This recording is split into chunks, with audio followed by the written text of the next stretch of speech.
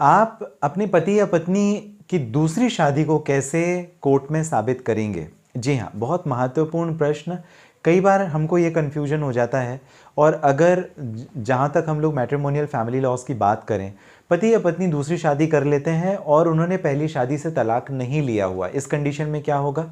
ये criminal offence होता है। मैंने आपको बताया था इसके पहले 494 IPC Indian penal code, 495 IPC Indian penal code के हिसाब से it is a punishable offence.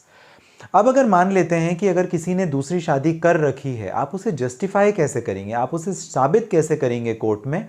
और साबित करने के लिए कौन से ऐसे डॉक्यूमेंट्स हैं जिनकी आपको आवश्यकता होगी, जिनकी आपको मदद लेनी पड़ेगी कोर्ट में अपने केस को प्रूफ करने के लिए? नमस्कार, आपने शुरुआत अशोक पांडे के साथ ऑनलाइन लीगल एडवाइस में की है, जहां पर कानून से जुड़े हुए विवादों को, मुद्दों को हम सुलझाने की, आप तक जानकारी पहुंचाने की करते हैं कोशिश। इस वजह से सब्सक्राइब जरूर कर लें। कानून की जो जानकारी इस चैनल के माध्यम से लगातार देने का हमारा आप तक रहेगा प्रयास। चलिए बात करते हैं दूसरी शादी को साबित करने के लिए कौन से डॉक्यूमेंट्स आपको लगेंगे। सबसे पहली बात यह कि मैरिज रजिस्ट्रेशन सर्टिफिकेट अगर आपके हाथ ये लग जाता है ना, तो इससे ज़्यादा बड़ी चीज़ और कुछ नहीं है। मान लेते हैं मैंने अपनी पत्नी से तलाक नहीं लिया और मैं दूसरी किसी लड़की से शादी कर लेता हूँ। उस कंडीशन पर मेरी पत्नी के हाथ में अगर मैरिज रजिस्ट्रेशन सर्टिफिकेट लग जाए तो ये बेस्ट है। इसके बाद फिर मुझे कुछ साबित करने की ज़रूरत नहीं पड़ेगी और इसी के दम पर मैं अपना पूरा केस को आसानी से जीत जाऊँगा। क्यों? जो मेरी पत्नी है वो जीत जाएगी। उसके पीछे रीज़न ये है कि एक तो गवर्नमेंट का डॉक्यूमेंट है, मेरी शादी का जो पंजीकरण प्रमाण पत्र है, मैरिज रजिस्ट्रेशन सर्टिफिकेट है, वो अपने आप में इस बात की चीख चीख करके गवाही दे रहा है कि मैंने दूसरी शादी कर ली। तब बस मुझे मेरी पत्नी को यह साबित करना पड़ेगा कि एट दैट टाइम जब मैंने शादी की थी उस दूसरी लड़की से, उस टाइम पर हमारा तलाक नहीं हुआ था, बस, और केस खत्म। तो सबसे महत्वपूर्ण जो डॉक्यूमेंट है वो क्या है? Marriage registration certificate. कई लोग शातिर होते हैं, बदमाश होते हैं, भाई इतनी समझ तो सभी को है कि शादी का रजिस्ट्रेशन क्यों करवाएं, वो शादी का रजिस्ट्रेशन नहीं करवाते। उस कंडीशन पर फिर आप कैसे जस्टिफाई करेंगे कि उसने शादी कर रखी है या नहीं कर रखी? फिर आपको लगेगा फोटोग्राफ या वीडियो, कोई ऑडियो या वीडियो एविडेंस जिसे आप प्रोड्यूस कर सकें, या फोटोग्राफ आप प्रोड्यूस कर सकें जिसकी वैलिडिटी होनी चाहिए। क्योंकि Indian evidence act section 65B ये कहता है कि डॉक्यूमेंट्स के साथ किसी तरह का खिलवाड़ नहीं होना चाहिए, क्योंकि वो फॉरेंसिक लैब टेस्ट में भी जा सकता है, कोर्ट उसे भेज सकती है।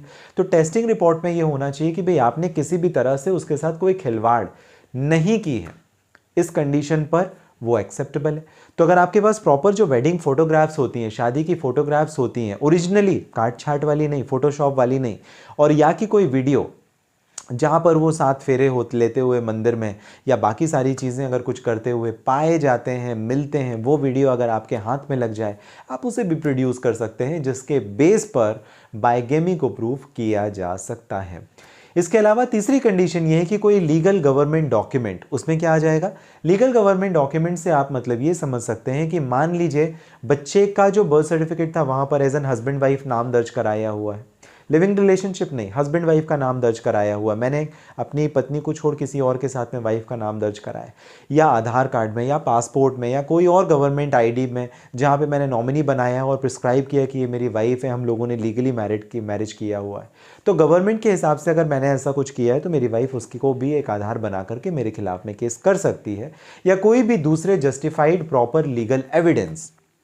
नेबर्स, अड़ोस पड़ोस में रहने वाले लोग, वो भी अगर इस बात की गवाही दें प्रॉपर तरीके से, एक नहीं कई लोग अगर एक ही बात को कहें, तो वो भी आप as an fact, as an proof रख सकते हैं, जो साबित करेगा कि इन्होंने शादी कर रखी है और अब इनको जो भी पति या पत्नी है उसे क्रिमिनल लॉ के हिसाब से सेक्शन 494, सेक्शन 495 के हिसाब से पनिशमेंट मिलना चाहिए, ये सुनिश्चित हो।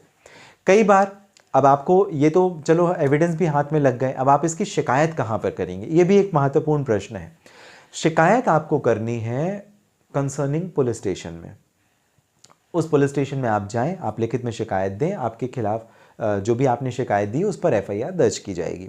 अगर एफआईआर दर्ज नहीं होती है तो 156 सबसेक्शन 3 सीआरपीसी में प्रोविजन है कि आप मैजिस्ट्रेट कोर्ट या मेट्रोपॉलिटन मैजिस्ट्रेट कोर्ट में भी आप शिकायत कर सकेंगे। अगर वहां पर भी आपका काम नहीं होता, आप कोर्ट में ही अपने पूरे मामले को चलाना चाहते हो, तो सेक्शन 200 सीआरपीसी में भी ये प्रावधान दिया गया है। क्रिमिनल प्रोसीजर कोड 1973 में ये सेक्शन 200 में प्रिस्क्राइब किया गया है कि आप कोर्ट को अपनी पूरी पिटीशन बना करके दर्ज करें और उस याचिका के ऊपर कोर्ट एक्शन लेगा। और जिस भी व्यक्ति ने दूसरी शादी पहली शादी से तलाक ना लेते हुए अगर किया है तो उसके लिए जो भी पनिशमेंट आईपीसी में सुनिश्चित किया गया है उसे वो सजा मिले।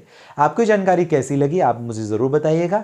इस वजह से आप हमेशा ध्यान में रखें, जब कभी भी आप ये कहें कि आपके पति या पत्नी ने शादी में रहते हुए दूसरी शादी कर ली, तो जो मैंने आपको प्रिस्क्राइब प्रॉपर डॉक्यूमेंटेशन बताया वो डॉक्यूमेंट्स आपके पास कुछ ना कुछ ज़रूर हों और जिसके आधार पर आप केस को लड़ सकें। किसी परेशानी के लिए अगर आप करना चाहें मुझे बात, इस वीडियो के डिस्क्रिप्शन में डिटेल लिंक है जहां से डायरेक्टली अपॉइंटमेंट बुक करके आपकी और मेरी हो जाएगी बात। मिलेंगे अगली वीडियो में, तब तक के लिए आप सभी का हृदय से बहुत धन्यवाद।